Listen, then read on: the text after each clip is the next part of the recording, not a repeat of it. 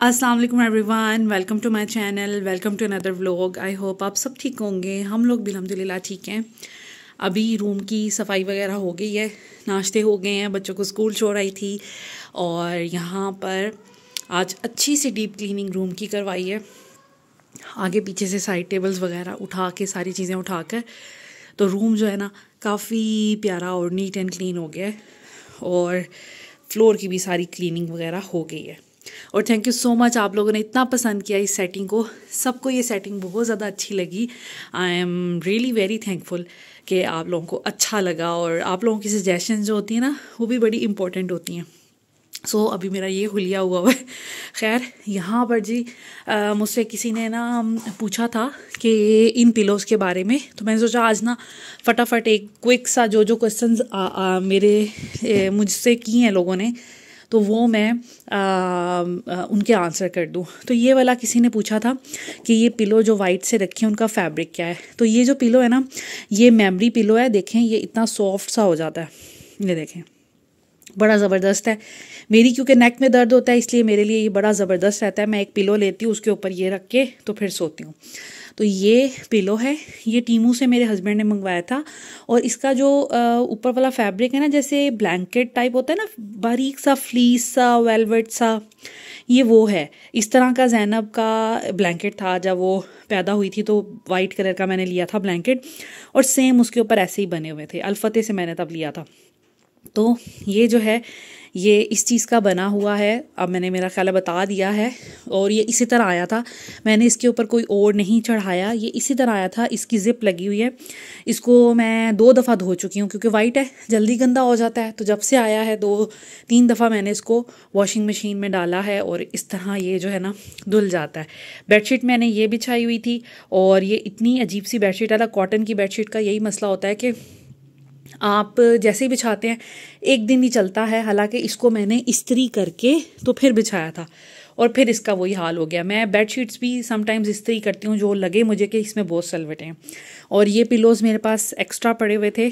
आपको पता है मैंने white and grey and blue extra pillows बना के रखे होते हैं। तो ये मैंने इसके साथ मैच करके बेडशीट के साथ ये बिछाया है। बाकी रूटीन का यहाँ पे ब्लैंकेट ये वाला यूज़ होता है। ये रज़ाई हम लोग बहुत यूज़ करते हैं क्योंकि ये बहुत गर्म रहती है। क्योंकि इसका जो है ना अंदर वाला फैब्रिक ये भी फ्लीस टाइप का है। तो एक तो रज़ाई मोटी है, ऊपर से ये जब ऊपर कवर मोटा आता है तो मतलब ऊपर वाला कॉटन का है, ये अंदर जो लगा हुआ है ना ये फ्लीस टाइप टेरी टाइप है। तो ये बड़ा ही कूजी कूजी कर देता। तो ये जी रूम की सेटिंग, ये कुशन उल्टा रखा हुआ है।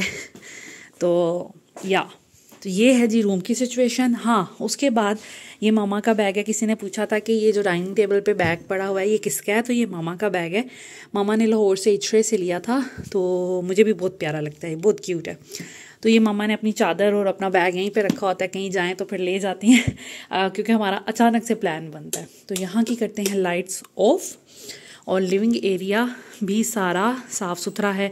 सारी डस्टिंग आज हुई है और बड़ा अच्छा लग रहा है। और थैंक यू सो मच, आपने इसको भी बहुत ज़्यादा पसंद किया। मुझे खुद भी पर्सनली रेड थीम के बजाय ना येलो थीम इस एरिया के लिए ज़्यादा अप्रोप्रिएट लग रही थी क्योंकि थोड़ा येलो जो है ना ज़्यादा ब्राइट लगता है। और किसी ने कहा कि इन चीज़ों को छुपा दें, तो मैंने छुपाया हुआ था इस प्लांटर से, लेकिन मामा ने कहा कि वो ये प्लांटर यहाँ पे ज़्यादा अच्छा लग रहा है तो इस वजह से मैंने फिर यहाँ पर रख दिया। अब यहाँ पर मैंने ना इंशाल्लाह ताला शायद आज जाऊँ या कल जाऊँ, आई डोंट नो, यहाँ पे लाकर तो मेरे पास बड़े प्यारे पॉट्स पड़े हुए हैं। तो उनमें मैं एक यहाँ पर रियल प्लांट रखूँगी और एक यहाँ पर रखूँगी ताकि वो चीज़ भी कवर हो जाए। बुरी लगती है लेकिन इतना लंबा शायद कोई प्लांट मुझे मिले या ना मिले, आई डोंट नो। खैर आज देखूँगी, टाइम लगा तो जाऊँगी। और यहाँ पे ना 2 प्लांट्स आ जाएंगे तो ये वाला एरिया भी ना ग्रीन ग्रीन सा बड़ा प्यारा लगेगा। अच्छा जी, तो अब हम बनाने लगे हैं मामा की रेसिपी से आलू गोश्त, क्योंकि बहुत से लोगों ने रिक्वेस्ट की थी। तो यहाँ पर हमने मटन लिया है जो कि 1 किलो के करीब होगा। उसमें हमने 2 मीडियम साइज़ के प्याज डाले हैं, 1 टमाटर डाला है, लहसुन अदरक डाला है अच्छा खासा। मैं वैसे कम डालती हूँ, मामा ने ज़्यादा डाला है। उसके बाद सुर्ख मिर्च हमने डाली है, हल्दी डाली है, नमक डाला है। सुर्ख मिर्च ये ना बहुत अच्छी है, कोशिश कीजिएगा कश्मीरी लाल मिर्च डालें ताकि उससे आपका जो गोश्त का कलर है ना आलू गोश्त का बड़ा ज़बरदस्त आता है। और इसमें मामा ने एक बड़ी इलायची, आधा बादियान का फूल और इसमें थोड़ा सा दालचीनी की स्टिक डाली थी, ठीक है, जो इसको अरोमा जो इसका बनाएगी।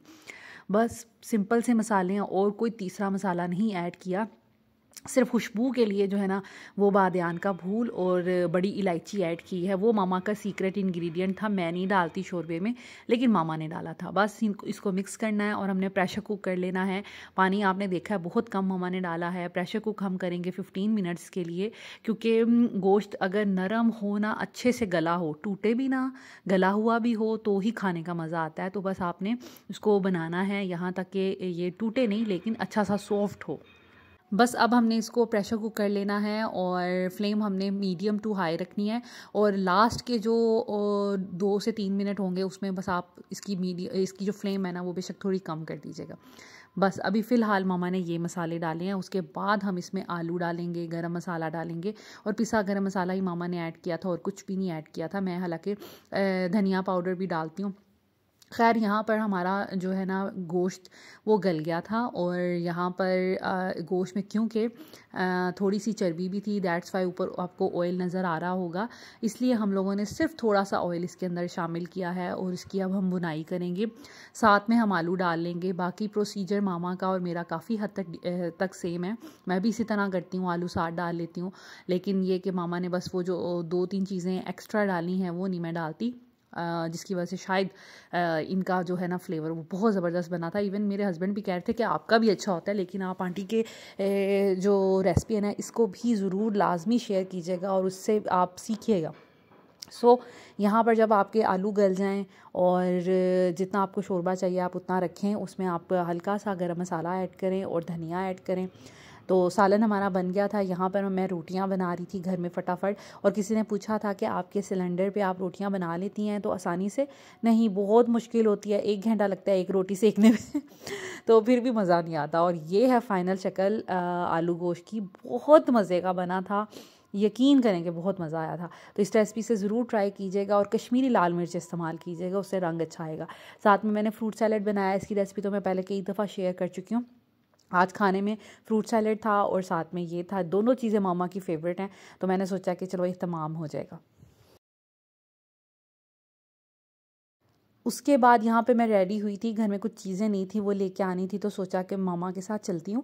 और घर में बच्चों के लिए दूध ख़त्म हो गया था, इनके फीडर्स लेके आने थे। पिछली दफ़ा पता नहीं कौन से ब्रांड के फीडर उठा लाई मैं, और इतना मुश्किल हुई कि उनके नीपल्स ही नहीं फिर मिल रहे थे। एल्गो ब्रांड था जो कि मैंने चेज़अप से लिए थे। फीडर्स थे तो अच्छे क्वालिटी के, BPA फ्री थे और बड़े अच्छे थे, लेकिन मुझे उनके नीपल्स नहीं मिले। मैंने बहुत ढूंढा। अभी फिर फाइनली मैं आई थी यहाँ पर Rainbow Cash and Carry, Bairiya phase 8 में है। यहाँ पर मैं फ़ीडर ही साथ ले आई थी कि चले मैं यहाँ पर कोई अच्छा सा नीपल इसका ले लूँगी, लेकिन किसी का भी इसमें फ़िट ही नहीं हो रहा था। आपको पता है जिस ब्रांड के फ़ीडर हों उसी के नीपल्स जो है ना फ़िट होते हैं। तो खैर मैंने फिर फीडर्स ही चेंज कर लिए मैंने। अब इस दफ़ा रूट्स के लिए, रूट्स के पहले भी मैं इस्तेमाल कर चुकी हूँ, ज़ैना फ़ातिमा भी रूट्स के पीती होती थी, तो मैंने ऐसे ही बस इस दफ़ा ना ख़ुद ही से कहा था कि किसी और ब्रांड के देख लेते हैं, कोई प्यारे से फ़ीडर्स हों। लेकिन फिर मुश्किल इतनी पड़ गई ना कि अब मैं फ़ीडर्स आया करूँगी। और फिर मैंने एक्स्ट्रा नीपल भी लिए हैं 4, और साथ में मैंने 2 फ़ीडर्स भी लिए हैं, एक इज़ा का और जावियार के एक और फ़ीडर लिया। अब इसके 3 फ़ीडर्स हो गए। और फिर बस हम लोग वहाँ से निकले तो साथ ही जमज़म रिफ़्रेशमेंट है। और यहाँ के समोसे मुझे इतने पसंद आए हैं ना, तो अब यहाँ का कोई भी चक्कर समोसों के बगैर खाली नहीं जाता। हालांकि मेरी सेहत के लिए समोसे अच्छे नहीं है, लेकिन फिर भी ऐसे इसके समोसों की जिसे कहते हैं ना चस्का लग चुका हुआ है। खैर घर वापस जाने से पहले हम लोगों ने नर्सरी जाना था, मैंने कुछ पौधे लेने थे। मेरा बड़ा दिल था कि मैं ना इंडोर प्लांट्स लूँ। अब माशाल्लाह केयर करती हूँ और मेरे पास एक्स्ट्रा टाइम भी होता है, तो फिर ये कि पौधे जो है ना मेरे अब अच्छे हो जाएंगे और घर भी खूबसूरत लगेगा। प्लांट्स से ही घर खूबसूरत लगता है, तो मैंने सोचा कि अब प्लांट्स ले लूँ। अब जावियार भी थोड़ा बड़ा हो रहा है तो समझ जाएगा अगर मैं इसको कहूँगी कि हाथ नहीं लगाना मट्टी को या प्लांट्स को। तो यहाँ करीबी एक नर्सरी थी, मुझे तो नहीं पता था लेकिन ड्राइवर भाई को पता था, तो वो हमें ले गए थे। यहाँ से मैंने लिए। अच्छा, मुझे ज़्यादा प्लांट्स के बारे में पता नहीं है। मामा को बहुत अच्छा गार्डनिंग का बहुत शौक़ है। प्लांट्स के वैसे नेम वगैरह तो उनको भी नहीं पता, लेकिन ये है कि शौक़ उनको भी है। तो बस हम लोग यहाँ पर आए थे, तो मैंने पहले भी जो इंडोर प्लांट्स लिए थे मैंने इस दफ़ा भी वही लिए हैं क्योंकि मुझे वो पसंद है। इसके अलावा मैंने मेन एंट्रेंस के लिए 2 प्लांट्स लिए हैं कि मेन एंट्रेंस भी अच्छी लगे, खूबसूरत लगे। तो अभी मैं ना थोड़ा सा मेकओवर करूँगी गैराज का भी, तो आपके साथ शेयर करूँगी। मेरे पास कुछ आइडियाज़ हैं, इंशाल्लाह ताला जल्दी उनको एग्जीक्यूट करेंगे। तो बस यहाँ पर मैं भी कुछ प्लांट्स देख रही थी। इज़ा बहुत खुश हो रही थी। इज़ा को भी मैंने प्लांट्स लेके दिए हैं कि अब ये भी थोड़ी सी गार्डनिंग की तरफ आएँ। देखिए, बच्चों को हम लोग जो भी शौक़ उनमें डाल दें ना, उनमें डल जाता है। ऐसा नहीं है, बच्चों का माइंड डाइवर्ट करना बहुत आसान होता है और बच्चों को नेचर की तरफ अट्रैक्शन उनकी होनी चाहिए। इसके अलावा ऐसी हेल्दी एक्टिविटीज़ होनी चाहिए। मैंने तीनों के लिए एक एक प्लांट लिया और मैं देखूंगी, इनको कंपटीशन करवाऊंगी जो कि हेल्दी रहेगा इंशाल्लाह ताला, के देखते हैं किसका प्लांट जो है ज़्यादा देर तक सर्वाइव करता है। उन्होंने इसको पानी देना होगा, इनकी ड्यूटी होगी। इस तरह ना इनमें थोड़ा सा एक तो एक्टिविटी भी मिल जाएगी, दूसरा ये कि इनमें ख़ुद भी शौक़ पैदा होगा गार्डनिंग का, क्योंकि मुझे शौक़ है थोड़ा बहुत। मैं इंशाल्लाह कभी टाइम मिला तो इसके बारे में पढ़ भी लूँगी और 1-2 दिन में स्टडी करके तो थोड़ा बहुत नॉलेज गेन कर लूँगी। लेकिन ये कि बच्चियों को भी होना चाहिए, और चले एक एक्टिविटी ही सही जहाँ पर हम बाकी टाइम बच्चों का दिन में स्पेंड होता है, तो चलो थोड़ा बहुत ये अपने प्लांट्स की भी केयर करना सीख जाएंगी। फिर इनके प्लांट्स को बढ़ाना शुरू करूँगी। जैसे अभी एक एक लेके दिया है, फिर एज अ रिवॉर्ड इनको और भी लेके दूंगी। तो इस तरह करके एक हेल्दी सी एक्टिविटी घर के अंदर हो जाएगी। बस इनके पास काफ़ी चीज़ें थी, काफ़ी पॉट्स थे, मुझे बड़े प्यारे लगे। पीछे कैटल सी बनी हुई है बड़ी खूबसूरत सी, और बाकी इनके पास मिट्टी के थे। सिरेमिक की इनके पास इतनी कोई अच्छी जिसे कहते हैं कि वैरायटी नहीं थी। अक्सर जगहों पे सिरेमिक के भी साथ साथ उन्होंने रखे होते हैं, लेकिन हाँ, प्लांट्स इनके पास हर तरह के, इंडोर आउटडोर, एक्सपेंसिव वाले, सस्ते वाले। मैंने तो खैर सस्ते वाले लिए क्योंकि अभी मैं इतनी कोई एक्सपर्ट नहीं हूँ गार्डनिंग में, तो इन चीज़ों से काम चलाया जाए तो फिर आगे उनको बढ़ाया जाए।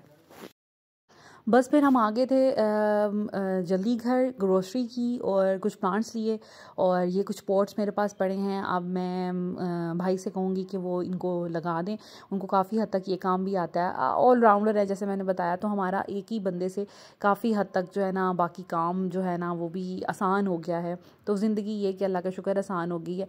मेरे हस्बैंड को भी अब हर चीज़ लेने जाना नहीं पड़ता। पहले उनको छोटी सी भी चीज़ लेके जानी पड़ती थी तो गाड़ी निकालनी पड़ती थी, बड़ा मुश्किल हो जाता था। तो अभी ये है कि हमने हुसैन भाई को बाइक भी लेके दी है, तो इस वजह से ये है कि वो फिर कहीं पे भी उनको मार्केट वगैरह भेजना हो तो वो चले जाते हैं आसानी से, तो बड़ा फ़ायदा हो गया। तो अभी बस इनको मैंने कहा था कि अब प्लांट्स जो हैं करें, और मामा को तो बहुत ज़्यादा शौक़ है, इसलिए मामा, मैं दुआ करती हूँ अल्लाह ताला मामा को भी बहुत बड़ा घर दें और मामा का एक पोर्शन वहाँ पे हो जहाँ पे एक साइड पर वो भी गार्डनिंग करें। उनको इतना शौक़ है, उनके हाथ के पौधे भी इतनी देर सर्वाइव कर जाते हैं। अभी उन्होंने आके भी यहाँ पर मटर लगाए हैं मेरे ये यार्ड में जिसे कह सकते हैं आप, और प्याज लगाया है। तो केयर भी बहुत करती हैं, ध्यान भी बहुत करती हैं। तो अभी ये है कि अभी ये लगी हुई थी, मैंने सोचा था कि मैं करूँगी लेकिन मैं जावियार को सुलाने लगी थी, तो फिर मामा इधर आ गई थी इस साइड पे, तो मामा फिर इंस्ट्रक्शंस दे रही थी भाई को। माशाल्लाह वैसे भी मामा बहुत ज़्यादा ना मतलब बड़ी एंटरटेनिंग भी हैं, बड़ा इनके साथ मज़ा आता है, एंजॉय भाई भी करते हैं, बड़ी बातें करती हैं मामा, उनके साथ भी मजाक भी करती हैं। तो खैर सारा दिन हंसी खुशी हमारा ना निकल जाता है। तो बस यहाँ पर हम लोग परिंदों के लिए पानी शानी भी रख देते हैं, दाना भी रख देते हैं, रोटियाँ भी रख देते हैं, बड़ा फ़ायदा है। सो ये है बिफ़ोर प्लांट्स के यहाँ की लुक, और मैंने सोचा कि इतनी ज़्यादा डेंस नहीं मुझे यहाँ पर एरिया कवर करना, बस हल्का सा एरिया कवर करना है कि थोड़ा सा एंट्रेंस पे थोड़ी एक लाइफ ऐड हो जाए। तो मुझे ज़रूर बताइएगा आपको ये एरिया कैसा लग रहा है। हाँ, हो सकता है कि फ्यूचर में 1-2 और प्लांट्स यहाँ पर मैं ऐड कर लूँ। उसके बाद ये है जी डाइनिंग एरिया की लुक। इसके पीछे अब वो जो केबल का था कनेक्शन वगैरह वो भी छुप गया है, दूसरी साइड से भी यहाँ से एक होल सा था वो भी छुप गया है। तो अब मुझे लगता है कि अच्छा लग रहा है। ज़रूर मुझे बताइएगा। बाकी ये कि ये प्लांट्स के भी नीचे से भी जड़ें निकलेंगी और ज़्यादा टहनियाँ वगैरह उगेंगी, तो फिर इंशाल्लाह ताला अच्छा लगेगा। Thank you so much for watching this video. अगर वीडियो अच्छी लगे तो प्लीज़ लाइक एंड शेयर कर लीजिएगा, चैनल को सब्सक्राइब कर लीजिएगा, बेल आइकन प्रेस कर लीजिएगा। Thank you so much, take care, अल्लाह हाफिज़।